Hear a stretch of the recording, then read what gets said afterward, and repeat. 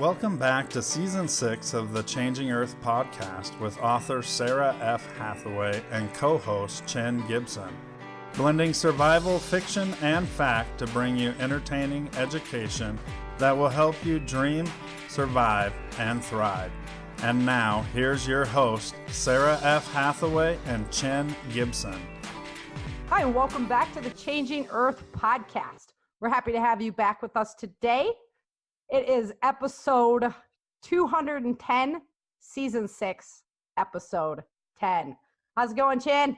Hey, chin's up. Yeah, so today is going to be a fun story. At least we're rocking back over with Vince and them, and I tried to include a lot of comedy there, so at least it's traveling and lightheartedness today. Yeah, it was over my head.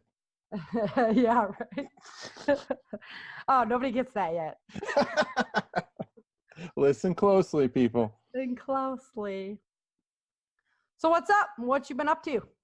I had a great weekend. Spent the weekend with family and friends, and did like a combined month of July birthday party stuff, and took the dog we have a city dog that we took into the woods, so that was fun. Uh-huh. How'd the dog do? Barking at everything? Yeah. The cicadas were going off at night, and they were loud. The dog kept staring out the front door. There was a glass door, Uh-huh. And there was like barking it, so we went outside to look. It was cicadas. It was just too funny. It's like, you are like, it's too okay. city dog. Very cool. Yeah, so it was a great time. We had a lot of fun. Well, I don't have too much going on besides Liar, pants on fire. Yeah. Besides working, I work, I'm sun up to sundown right now. I'm burning the candles at both ends. But I decided to blow off a little steam at sparring on Friday, and How'd that go? yeah.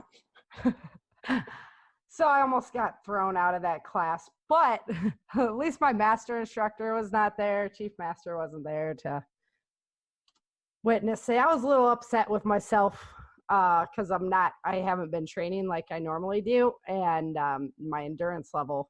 And it's been so hot. I got all kinds of excuses, right? It's been so hot. It was a busy day at work. I wasn't well hydrated, blah, blah.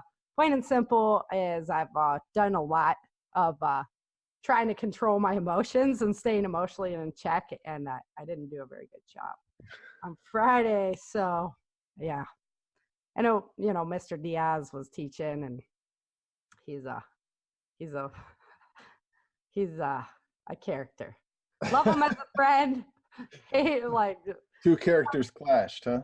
I usually enjoy his classes a lot. He pushes really hard, but we've been clashing a little bit lately, so we'll have to see how that goes. I'll keep you up to speed on the drama. So I'll keep my messenger open and watch for incoming. Yeah, I don't think I'll be doing too much. See, the problem is I've been doing so much sports jiu-jitsu sparring that when I go to do taekwondo sparring is just like boxing with your feet. And, I'm pretty small comparatively to most people, so it's always been a challenge for me. But now that I've been using my hands and I'm able to do takedowns and stuff like that, it just comes so naturally, and I have a hard time stopping myself from doing that. So I didn't hit anybody in the face, but I wasn't doing very well. So yeah. So yeah, remember last week when I was like, go to a class. Yeah. Go torture yourself. Right. Yeah. Number Go 2, fun, don't do this. Yeah. Alrighty, so today in the story, last week was your favorite chapter of the book. Mm-hmm. Yeah. And so we know that Chin loves that one, the entertainment with. The guys have had a bigger problem with this story than the girls have, which is really weird. Because it strikes a nerve with us. Yeah. The girls are like, yeah, this story's awesome. And the guys are like, Take that guy out and lynch him or something. Yeah, and anybody who probably the guys who thinks it's cool, they're like, oh, I can't say anything like that in public. They better not. So. No, but this week we're catching back up with Vince and Erica, or with Vince. No, Erica not Erica. together. Yeah, with Vince, and they're still traveling across country, headed towards Dallas. They left Melvin before they got all that info, so now they're going after more information. So let's go ahead and just jump into the story without any further ado, and then we'll come back and talk all about it. Ado. That's one of my favorite words.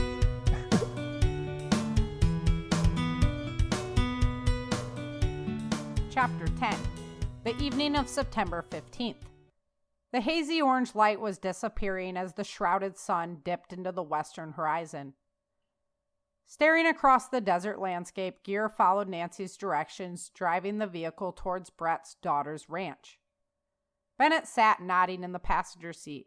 His eyes perked up as he watched a stray cat cross their path. "Hey, Bennett," Gear said, catching his attention. "What, Gear?" Bennett responded groggily. "What does Christmas have to do with a cat lost in the desert?" Gear inquired. "I don't know. What?" Bennett asked. "They both have sandy claws," Gear answered, chuckling at his joke. "I like that one, Gear," Daniel commented, laughing from the back. "Turn left here and we'll have to stop at the gate," Nancy directed him, poking her head through the back window. Gear pulled the truck to a halt in front of a militia member, armed to the teeth.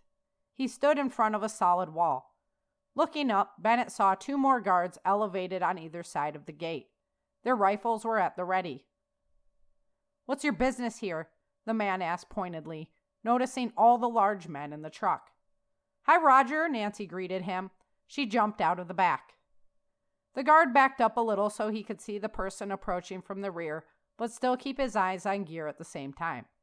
"Oh, hi, Nancy. It's good to see you again," he replied, recognizing her.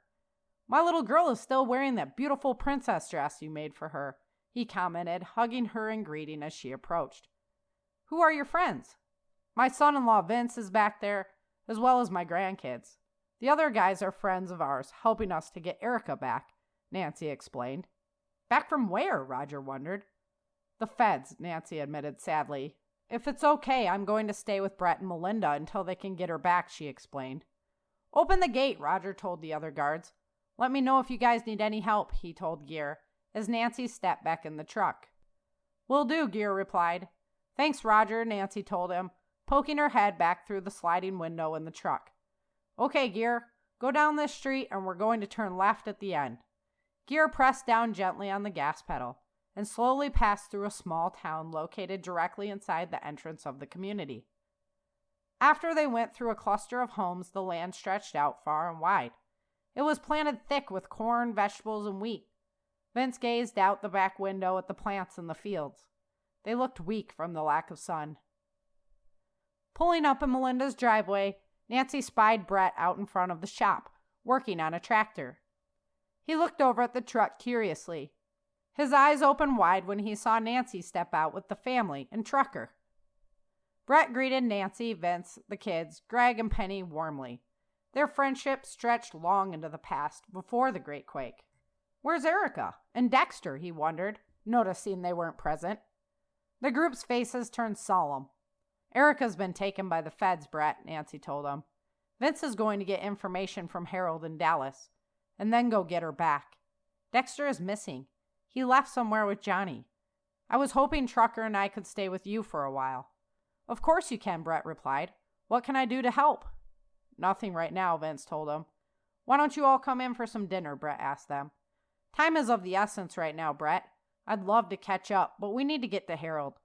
"I understand," he agreed, watching them reload into the vehicle. Nancy said goodbye to Star and Daniel. Then she hugged Vince tightly. "Bring her back, Vince." "I'm gonna," he told her. She hugged Bennett too. He was the last one to load back into the truck. As they rolled down the street, Vince waved. In a way, he was glad that she was gone. He loved the woman deeply, but her mannerisms and appearance were so much like Erica's. She was a constant reminder of the huge piece of his world that was missing. Out in the black of night, the bleak countryside was rolling by. Vince stared out the window, remembering the days when lights illuminated everything. There would have been houses, businesses, streetlights, all gleaming in the night, Now the world outside was a dark one. Communities gathered together for safety, and living outside the walls was not advised. That's why we originally built the walls for the camp in Vegas, he mused. His thoughts went to when he and Erica first arrived in Vegas. They were taken to a welcome warehouse for difficult refugees. He smiled a little, thinking of the memory of Erica starting a morning workout routine so the refugees could be self-defense ready. The guards were not pleased. What are they doing to her? He wondered grimly as his thoughts shifted to where Erica was now. Trying to shake the thoughts from his head, he listened to his companions engaged in conversation about Dallas. It wasn't a very welcoming place last time I was there, Bennett remarked. Yeah, and you had to crawl through the tunnel behind Trucker, Daniel interjected, smiling widely. Stinky mutt butt, Bennett commented, laughing. Man, I could have crawled 10 miles behind that dog to ensure my freedom, Gear teased him. Nicholton and Burgess laughed at the man's jest. Oh, snap! Are you going to take that, Bennett? Greg encouraged the banner. Gear, you wouldn't have lasted 2 seconds in that tunnel. It wasn't built for giants, Bennett teased. I know I wouldn't have, Ned agreed. Me neither, brother, Burgess agreed with Ned. When I heard the story, I have to admit I didn't envy him, Nicholton added. The truck rolled up to Dallas's northern gate. Security was tight as people entered and exited the city. What's your business, guys? A militiaman asked, approaching the vehicle. Headed to see Mr. Dixon, Bennett replied. Melvin should have told you Vince Moore was coming. Where is he? The guard asked. He had seen the man before when they were stationed in Austin. He's in the back, Bennett told him. The soldier went around and opened the back. Vince was waiting to greet him. How you doing today? Vince asked as the hatch opened. Good, sir. Great to see you again, the soldier commented. Take care, sir, the soldier said, closing the back. You too, Vince said as the window closed, even though he did not recognize the man. They're good to go, the soldier told the other man, who in turn opened the gate. The militia base is on your right. You can't miss it, the man said to Gear through the open window. You mean the Merc base, right? Burgess asked, remembering the base down here. Colonel Stone was killed in the fighting up north of Dallas. Lieutenant General Merkley pulled the troops back to the west after that. The militia's been doing our best to hold the line since, the man informed him. Merkley never told me that, Burgess commented. Me neither. He always talked about all the pieces being in place and how strong our forces were on all fronts, Nicholton added. Either way, you'll find Mr. Dixon there, the guard told them. Gear pulled the truck into Dallas. Last time Bennett was here, all of the homes on the exterior of the walls were abandoned. It looked like temporary residents were making use of the shells that were left behind. They turned right, headed for the base. Thinking back to when he sent Dexter and Johnny to scout this place, Bennett cursed himself. He should have gathered more information from the boy. Dexter knew where Harold's house was, but he was unaccounted for now. He looked back at Vince, watching him absent-mindedly staring out the window. His heart ached for the man. Bennett missed Erica, too. They entered another gated area where they were stopped. What's your business here? A guard asked as Gear rolled the truck into the checkpoint. Headed to see Mr. Dixon. We have Vince Moore with us, Gear explained their objective. Keep going straight on into the main building complex with the fencing around it, the guard explained. Gear continued on. Inside this fence, Vince watched activity happening everywhere. There were lines of new volunteers being enlisted and trained to head north and hold the line. Gear pulled the truck up to another checkpoint. Vince Moore is headed in to see Mr. Dixon, he told the guard. See that large building at the end of the row, the guard questioned. Yeah, I see it, Gear admitted. That's where you're headed. There's parking on the right, the guard informed him. Thanks, buddy, Gear replied, pulling into the indicated location. They all exited the truck and stretched their legs after the journey. Greg stared up at the patchwork roof adorning the building as they approached it. Gear noticed his focus and walked up next to Greg. Did you hear the joke about the roof? He asked. Daniel walked with his dad and Bennett up ahead of them. He turned around and walked backwards, eager to hear the joke. Greg smiled back at Gear. No, I haven't heard that one yet, he replied. Never mind. It's over your head, Gear teased, laughing. Daniel chuckled heartily, turning back around. A woman approached them from the doorway. Her long brown hair was pulled back tightly, and her height matched that of Bennett. Although her face looked stern, it quickly contorted into a smile when she saw Vince. Vince! Oh my God! It's so good to see you all in one piece, the woman said, leading them into the lobby of the building. Vince recognized her immediately. She attended to them last time he and Erica came to see Mr. Dixon. Hi, Janelle. It's good to see you again, too. How's Badger? He asked, referring to her son. He's doing well. He loves to cook and spends most of his time holed up in the kitchen now, Janelle explained cheerfully. Mr. Dixon is already waiting for you, she told Vince. You guys can wait here, she directed the others. Bennett stepped up closer to Vince's side. I'm coming, he insisted. You're more than welcome to, Patrick Bennett. Thought maybe that's how you'd feel anyway, Janelle told him. Thank you, Bennett responded. I was so saddened to hear about Erica, she told Vince as they walked down the hall. Me too, Vince agreed. They entered a room and it was set up much the same as his office in Austin. Beds for Dixon's men lined the walls and his desk was at the far end. Vince, Mr. Dixon elated. Good to see you safe. I'm so sorry to hear about Erica. Any word yet? He asked. Not from our end, Vince replied, greeting him. We're going after her, Mr. Dixon assured Vince. But I gotta tell you, resources are low. Thank you, Vince replied. I have to ask you, though. Are you sure she was captured? Mr. Dixon asked out of the blue. Why would you ask that? Vince responded, offended by his question. I have a man on the inside. I don't know if you remember Ymir from the meeting. He paused, waiting for a response. I think so, Vince told him, trying to remember the man's face. Ymir reported that the feds conducted a celebration parade to welcome Erica back into the city. She came in like a returning hero, and she was taken to a meeting with the Supreme General, Nicholas Henderson. That guy has gone off his rocker, Vince, he explained. I don't know how they pulled that off. The guys that took her transported her into the central region disguised as a slave, Vince replied. We got an ID number off one of them as well, Bennett told them.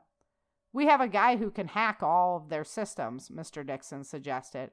Harold, Vince guessed. Yeah, how did you know? Mr. Dixon asked. He's an old friend, Vince replied. I think he already went home for the night. Here's his address if you want to swing by.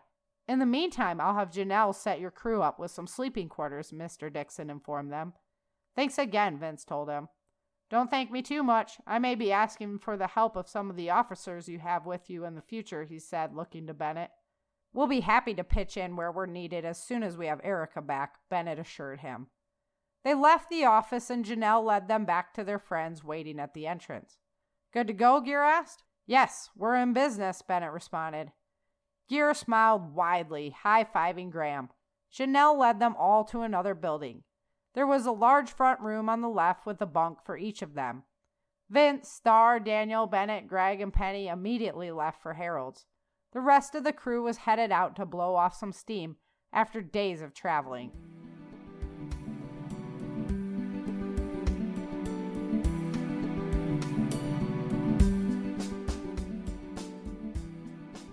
All right, so now everybody gets the roof joke. I love that one. I always ask contractors when they come in my office, oh, I'm a contractor. Oh, have you heard the joke about the roof? Nah, it's over your head. They're like, oh, man, you suck. That's funny.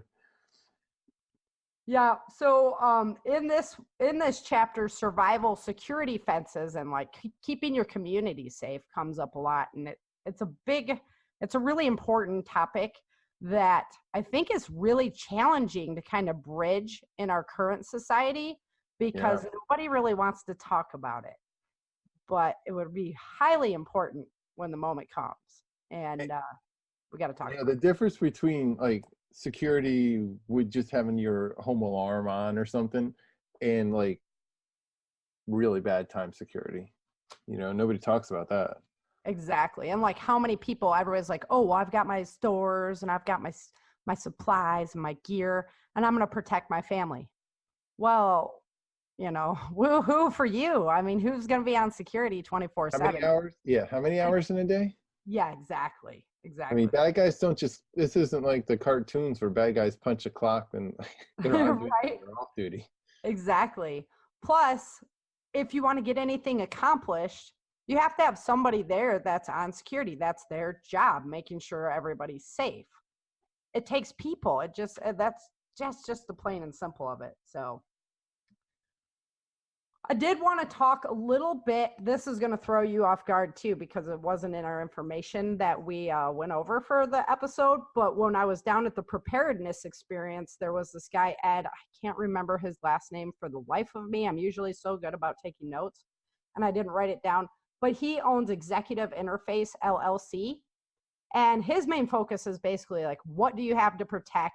What do you have to protect it from? And then what do you have it to protect it with? So that's going to also apply to a community. Go ahead. Did you? No, I agree. I mean, I was making notes myself, and I was just saying, define your area of operation, and then do a risk analysis of that area. What do you have to protect from, and then figure out ways to mitigate the risk. So exactly, yeah. Stop looking at my notes, Sarah. I know, right through the computer.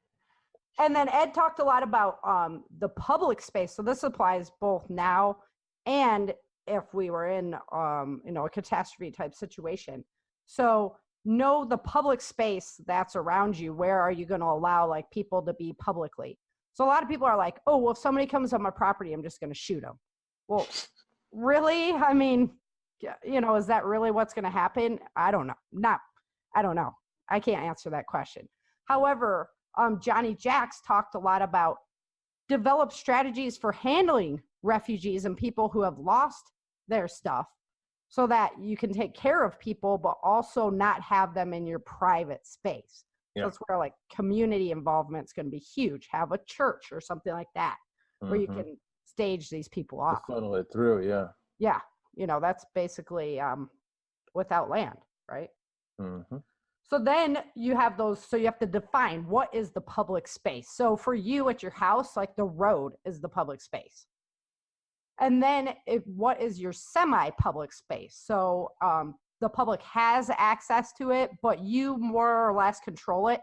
So like if you had a sidewalk that went through your property, that's a semi-public space. It's on your property. It's basically your sidewalk. However, public people are allowed to walk along that. Mm-hmm. And then your semi-private space, which is like you can control access to that. So you can put a gate across it and you can decide who's going to come into that zone and who's not. But there's going to be some people that breach that zone, like mailmen bringing mail to your door, or the Amazon delivery guy or stuff like that. But you control my grass. Right. You control who's coming through there. And then the private zone. So that is, your house, your inner space.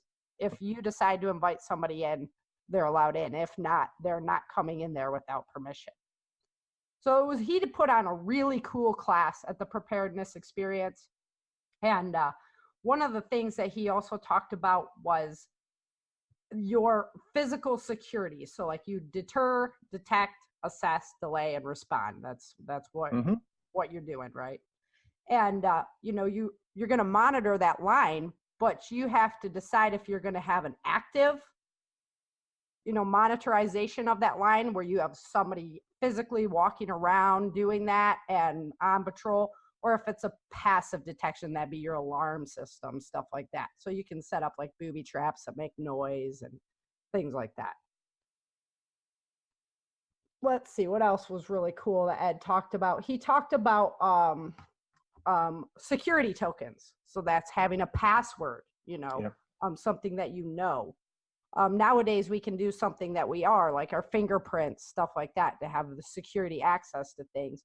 And then assets that just give you a certain level of trust. So like a movie ticket, you have the ticket to get in, but it's not like a fingerprint of you and who you are, right?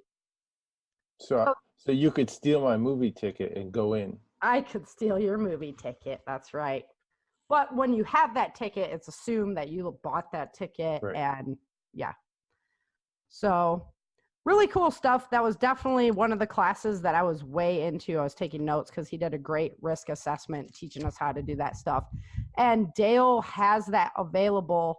He has all the video available from the preparedness experience over at survivalistprepper.net. And I think you have to be member.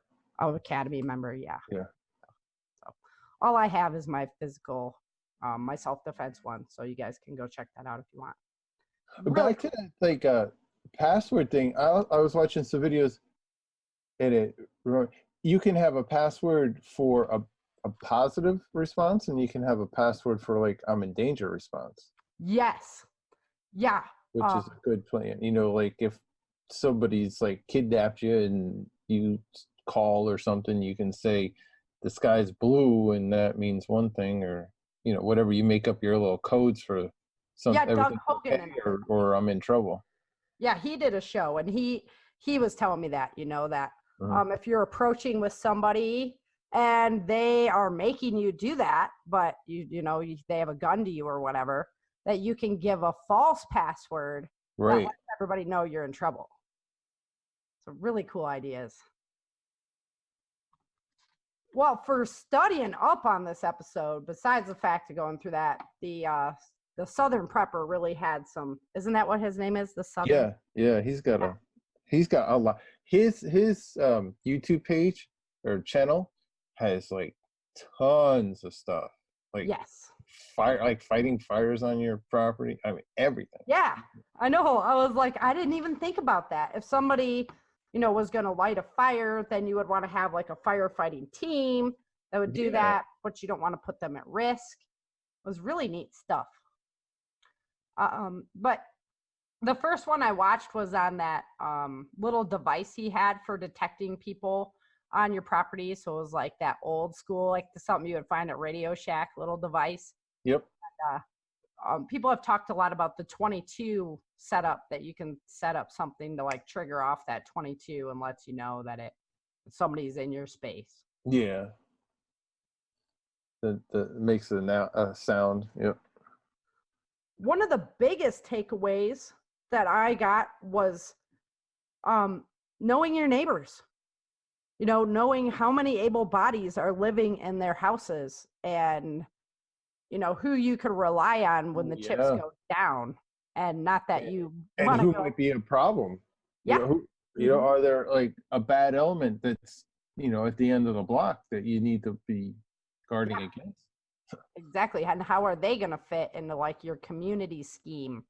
Because there's only one way into our road where I live personally, and how are they going to fit into whatever thing's going on? So and who's going to be an ally and who's going to be an enemy. Exactly.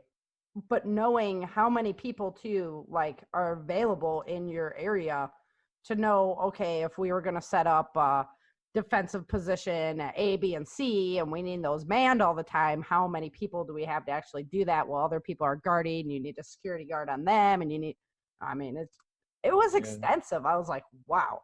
Yeah, so you can make your roster and your schedule for the roster. Like you were saying a few minutes ago, you got to have people if you're farming, you have to have people if you're cooking, you have to have people, security. It's not just, you're going to have to cover all that. Yeah. And you need those people to do so. Like 4 people, there's no way. Yeah.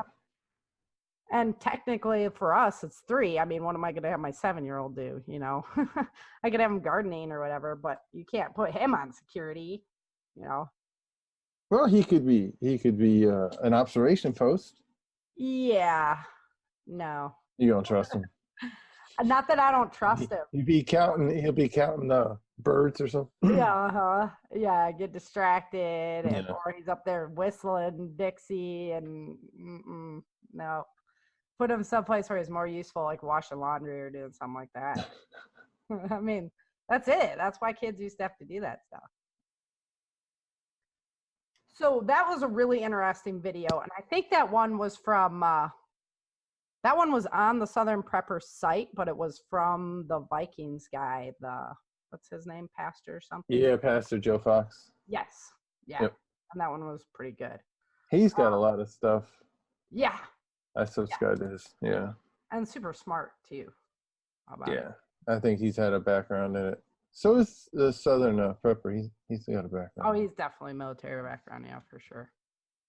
You can tell just from the way he stands. So fencing, obviously, I do fencing. Every place in my book has a wall now. I think that would be one of the first things that you do as a community is like create that point between that semi-private space and that public space, right?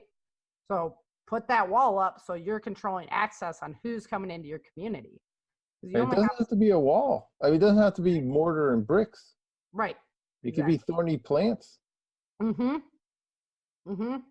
That was the Tanglefoot. I've heard about it before from Rick Austin, doing all kinds of, when you cut down your brush and stuff, just line it on the exterior of your property, and it creates that barrier that people and animals don't want to come through. Yeah, slow people down. Mm-hmm. And same thing with like the deer and stuff when they're trying to come up, for us in the country, they're trying to come up and get into your gardens or whatever to create that barrier. They don't want to walk through there either, plant some blackberries out there and stuff. On purpose. Yeah. The biggest takeaway I had on the perimeter fencing was how he did the super perimeter fencing on the outside. And then he did the perimeter fencing. So that's defining like your big space. It's basically like a fake fence to just give people hey, this is the fence. And then another fence that was 40 to 100 meters away from your retreat, your safe zone. And he was saying the 40 to 100 feet or 40 to 100 meters. He was saying that's because, you don't want people to be able to throw things into your private space, right? Molotov. Yeah. Yeah, I was taking notes on that too. I'm like, oh, how do you make that? Okay. So, of course, Sarah. But he did the tactical wire fencing that come off of that center circle. Did you see that diagram? No, I don't remember it. Oh, so it comes out from the circle one way and the other way, which creates like this. Oh, yeah. Yeah, the little angle pocket where you can sit in the middle. And then if anybody's on your fence, you can fire down that fence line to hit people easier, even if you couldn't see them. And I'm like, I've never heard that before. That was a killer idea. It's unintended. Yeah, pun unintended. That would work. And they use it in the military a lot. And I can see why that's a good plan. All right, let's see. But besides the Molotov cocktail notes, that was actually pretty cool. He talked a lot about how to make them a lot better too. So, as far as the community after the collapse, so they always talk about having a plan ahead of time. That is so much easier said than done. Mm-hmm. How do you not come off seeming like the crazy guy? Yeah, exactly. Like, oh, let's all put on our armadillo helmets from Dukes of Hazzard. So, it's I don't know. I talk about it a lot. I talk about it with my community a lot. But yeah, it's kind of, so when I have my book booth, right, there's it's easy. Right. There's people that walk by, they're like, ooh, that looks interesting. They're kind of qualified by that. Pick your brain, right? Mm-hmm. And there's people that like literally won't even look at you. They like put their hand up. So they put even a blocker between their eyes and the thought of, oh my gosh, I might have to think about if something were to happen to my precious society, that's all synthetic. I don't know what I would do. Mm-hmm. Yeah. So I don't know. It'd be tough.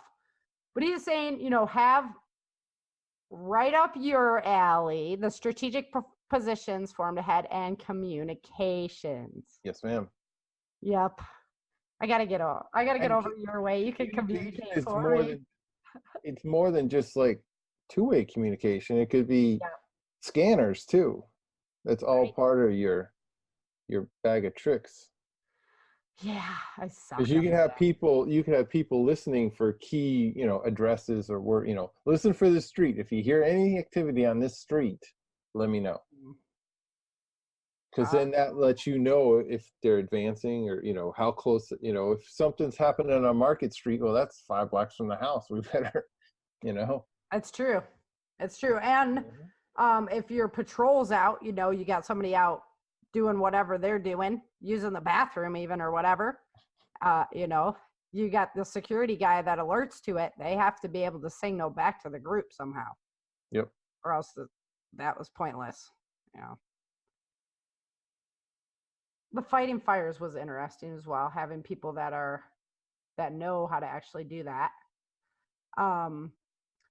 Having people, if the alarm is sounded, who's responding to that? Like, Yeah, what your task is? yes, where to go, what to do, all that kind of stuff.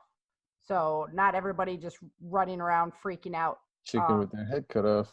Yeah, exactly. The Vikings pastor guy, gosh, what was his name again? Fox. I suck with names so bad. He was like, in the movies, everybody just freaks out. Oh, what do we do? What do we do? That's not the time to be figuring out what to do, It's Viking preparedness, I think. Isn't that the name of his? I think so. Viking preparedness. So like I said, a lot of people don't want to think about it, and a lot of people just don't know what to do. So at least if we think about it on an individual level, even if we can't really discuss it with our community, or you can discuss it in an easier way with your community too. Like for us, we have the wildfire threat. Other people have the hurricane threat. Other people have the tornado threat. So talk about it. That to mold the discussion around that. Exactly. Something that's just more tangible that they can understand more in like real time. And then you can use those scenarios in other scenarios if other bad things happen. Exactly. It's all applicable. And if you already have the plan in place, then you're all set. So so we do that. We have a meeting, wildfire meetings and stuff like that. And they actually go out and clear pieces of property that are overgrown. They do controlled burns and stuff like that so that we can mitigate the wildfire danger. Yes. Yeah. So that is one kind of cool thing. So the Southern Prepper was like, it is not your mission to shoot people or have violent confrontations, It's just to show you mean business but you have to have the mindset that you really would pull the trigger. A lot of times, even in self-defense, we teach this, that if you're going to pull your gun, be prepared to pull that trigger. Otherwise, don't pull out the gun, Could be a risk to yourself if you. Exactly. Because if they call your bluff and you don't pull the trigger, then you could be at the end of your own gun. Mm-hmm. Yeah, so we talk about that a lot in self-defense as well. So there's always the question, city versus country. And everybody's like, oh, the people in the country will be better off. The people in the city, will be screwed. But Southern Prepper brought up some good points about that. He was like, in the country, you're so isolated. And you give yourself a false sense of security because you think you're so isolated, yet there's people everywhere. You can't go out hiking and not see somebody. And there's people everywhere. So are you really that isolated? And if you are, that's not necessarily a good thing either, because then nobody's there to like see that you're being attacked. That whole thing about the numbers required to keep secure. Yeah. So now your family of 4 is out in the middle of nowhere. That any bad guys with any kind of training at all, that's going to be just heaven for them. They're going to be like, yeah, easy pickings, honestly. So that's a good point. Good point. So I think pretty much like the mix between the two. So you're still with people, but you're not in the city would probably be the best, in my opinion. In the city, though, you have neighbors that can look out for you. You have more people, which means you have more people looking for resources, but you also have more resources available.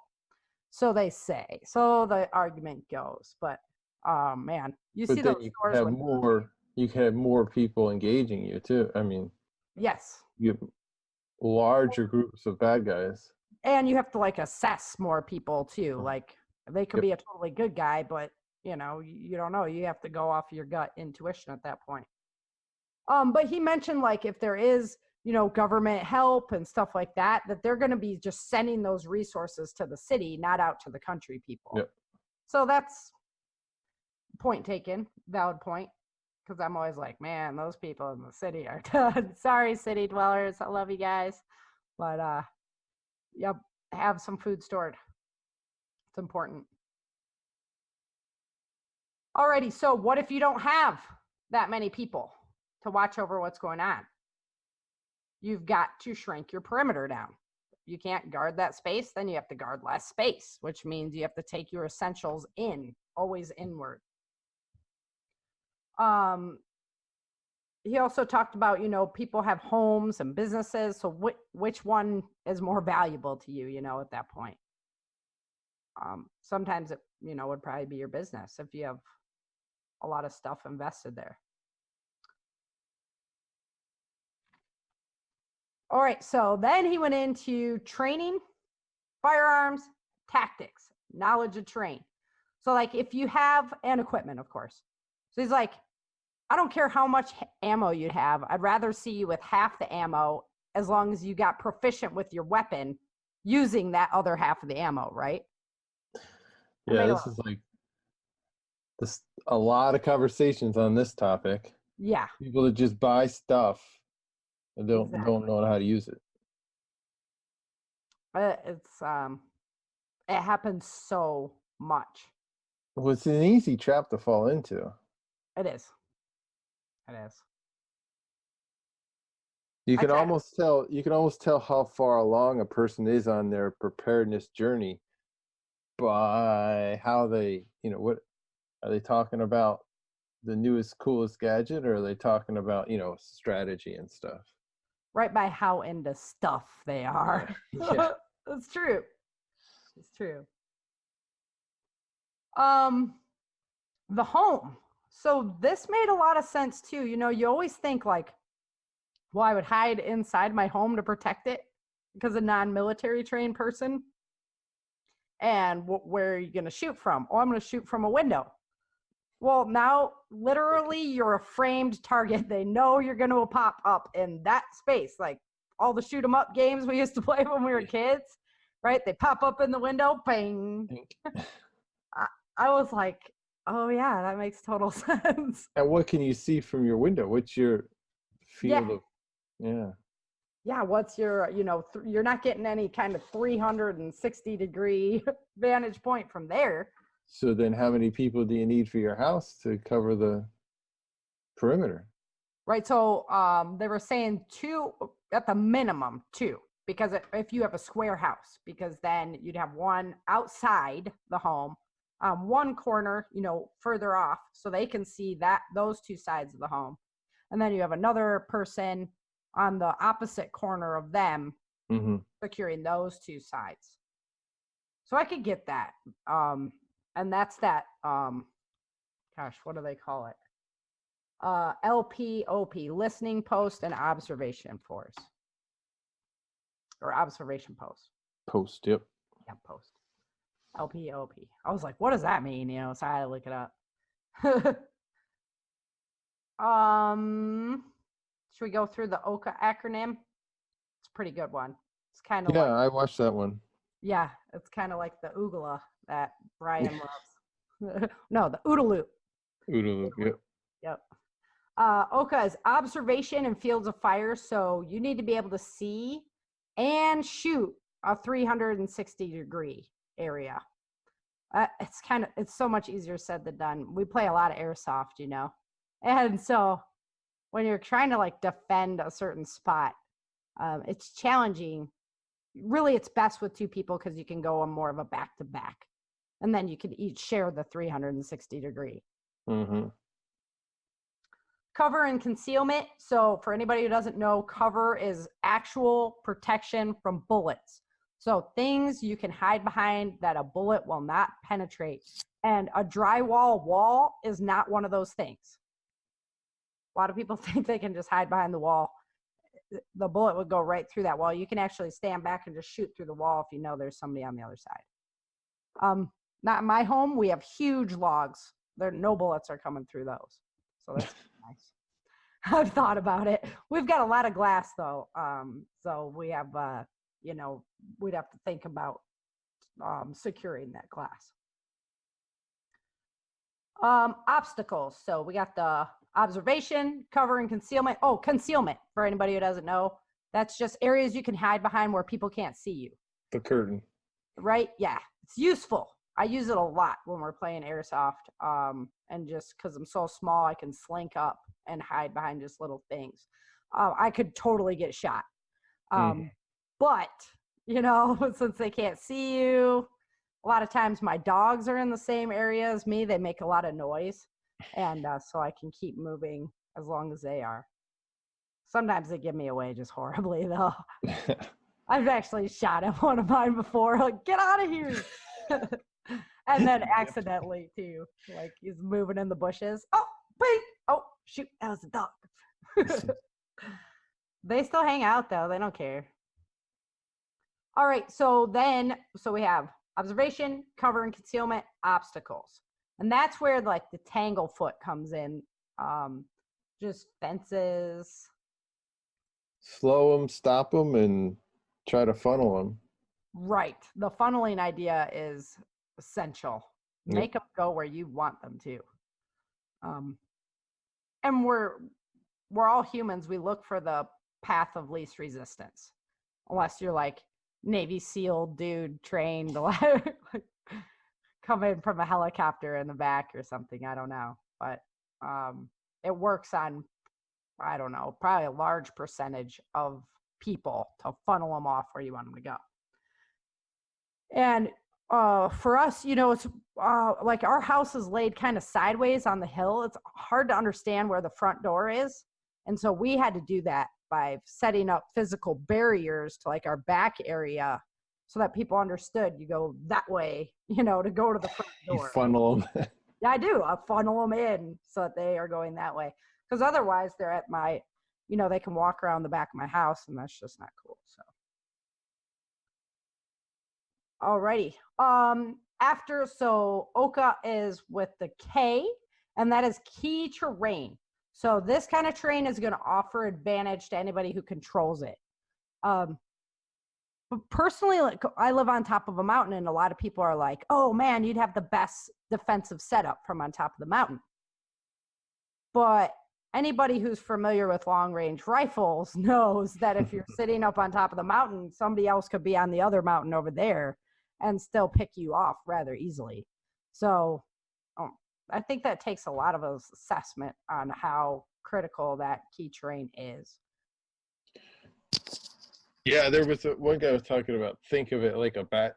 Think of your situation as if you were the bad guy trying to break into your place. Yes. So you might, if you, like you were saying, well, my mountain's awesome, being on king of the hill, but then look around for where people could be to take advantage of what you think is a good thing and try to mitigate that. Do the role playing and be the bad guy and try to view your house from, as you're out and about grocery shopping and coming back to your house, make notes on what, what's dangerous for you as you are playing the bad guy approaching your house. And so there was that Gray Man video on it, but there was also that stuff you sent me from the Carolina government sites. Yeah. That's actually great material. It's great checklist for people to go through to really assess their area. So I'll go ahead and share those links on the write-up for this week. And those are ways that you could talk with friends and family. And community. Yeah, exactly. It's not crazy stuff. It's here, this government put this out, it's like, and then you can talk scenarios with them and not be crazy, right? Exactly. It's like, it's just food for thought, Start thinking about it now. And then when you start getting familiar with your own personal space security, then you would know when I have to now protect a community and we have to do it on this level with this many people, how do we extend that same type of thought process out to that area?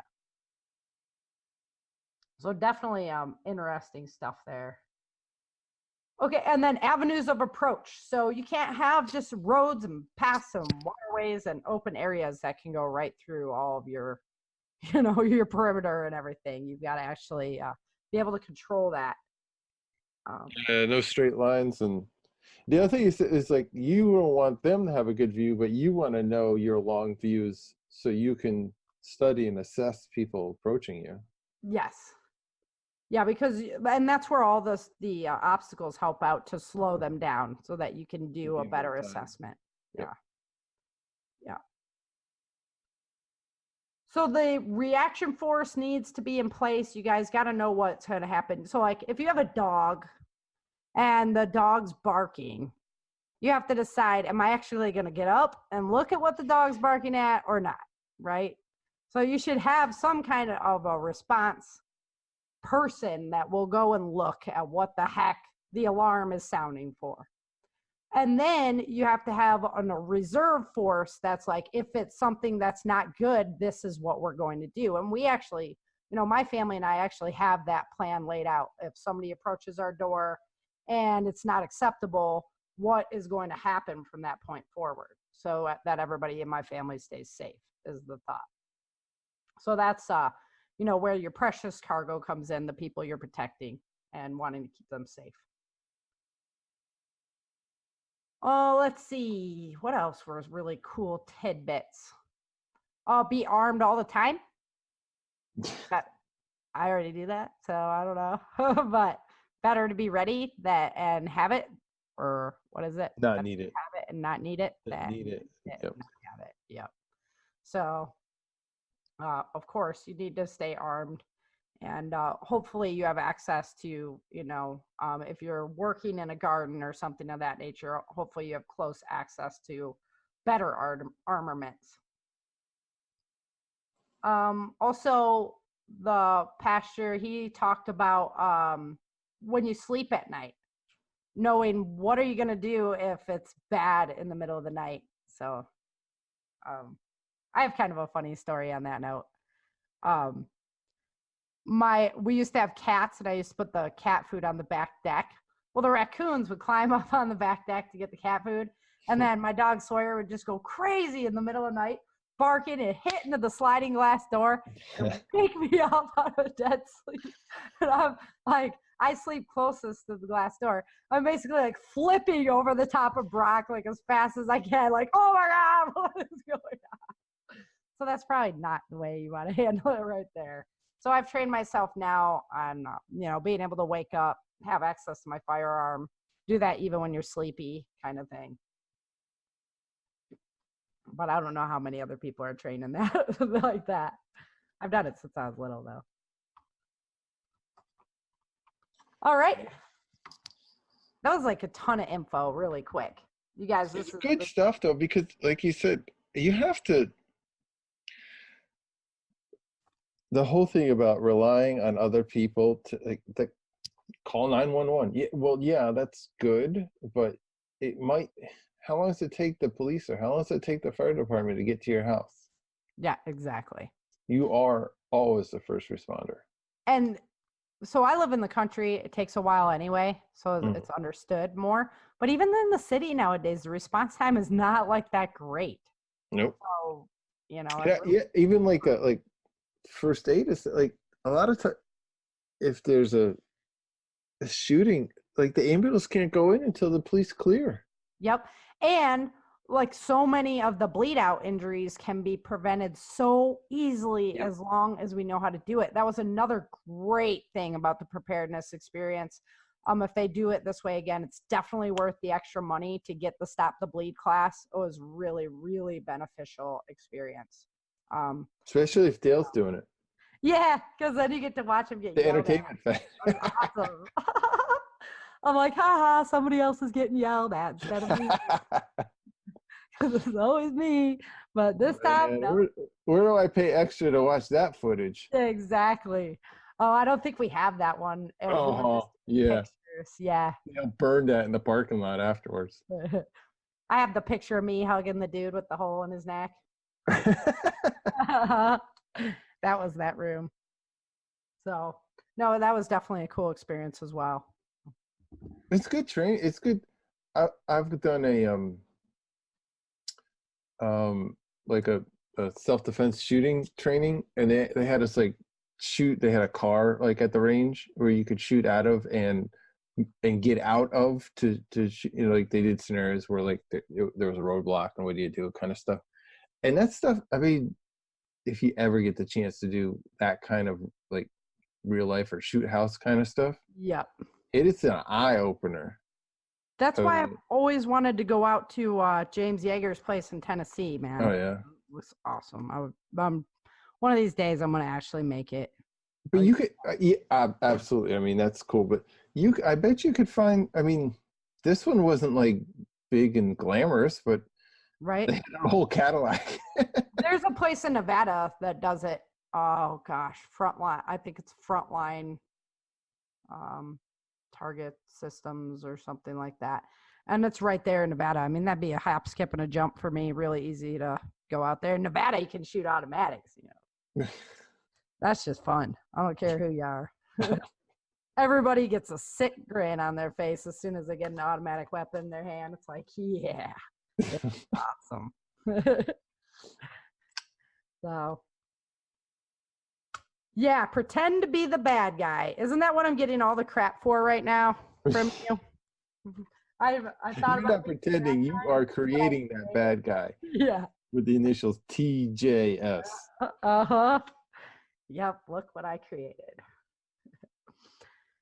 Alrighty, well, let's go ahead and wrap it up there. A lot of information. I've got great links for you guys over on the survival guide, so head on over there, check it out. Thanks to everybody for tuning up and listening, and thank you for supporting the show. You guys are just bomb, and as I promised, I am going to have some exciting news for you guys, for everybody who's been supporting me, but it's just not ready yet. I'm working hard, but it's just not there yet. So I'll let you know as soon as that is on the plate.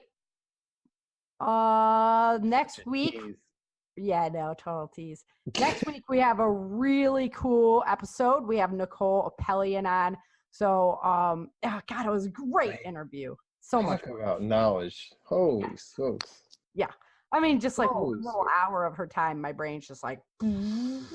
And the funny thing, it was like, oh, I remember reading that scene. Right? She just kept dropping stuff, that plants and stuff, and they were in your book previously. Yep. Yeah, I do really love herbal medicines and wild foraging. It's one of my passions. So I try to share that information in the book a lot. Cole's a pretty neat lady. That's going to be a good show. Yes. Yeah. So I can't wait for that. We'll be doing that next week. So until next time, remember. Thank you for joining Sara and Chen for this episode of the Changing Earth podcast.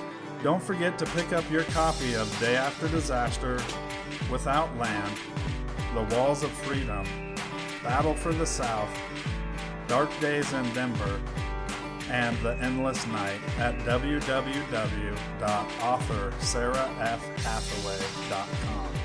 If you love the Changing Earth series and podcast, become a supporter while you're there. Then head over to iTunes or Amazon and let everyone know by leaving a review.